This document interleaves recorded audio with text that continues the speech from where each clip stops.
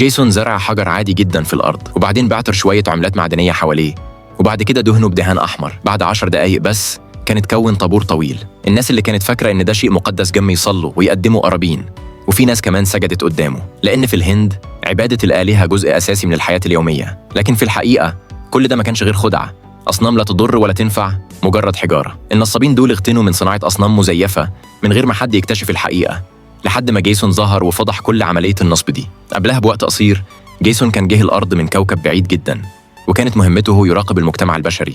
أول ما نزل من المركبة الفضائية بتاعته قابل راجل عجوز، وأول ما شاف العقد المرصع بالجواهر اللي في رقبة جيسون الطمع مسكه، خطف العقد وركب عربية وجري. بس العقد ده ما كانش مجرد زينة، ده كان في الحقيقة جهاز التحكم الوحيد اللي يخلي جيسون يرجع كوكبه. وبعد ما ضاع جيسون بقى غريب تماما على الأرض، لا عارف اللغة ولا عارف إن البشر لازم يلبسوا هدوم علشان يعيشوا على الكوكب ده. جيسون خطف هدوم من عربية ماشية، بس وسط الزحمة الناس كلها ضحكت عليه لأنه كان لابس جيبة في الجزء اللي تحت. ومن اللحظة دي جيسون فهم أخيراً الفرق بين لبس الرجالة ولبس الستات. في يوم من الأيام جيسون لقى ورقة جوه محفظة عليها صورة راجل عجوز لابس نضارة، وبعد ما ركز فيها كويس اكتشف إن الورقة دي ممكن تتبدل بجزر، وفهم كمان إن علشان يعيش في العالم ده الورق ده مهم جدا.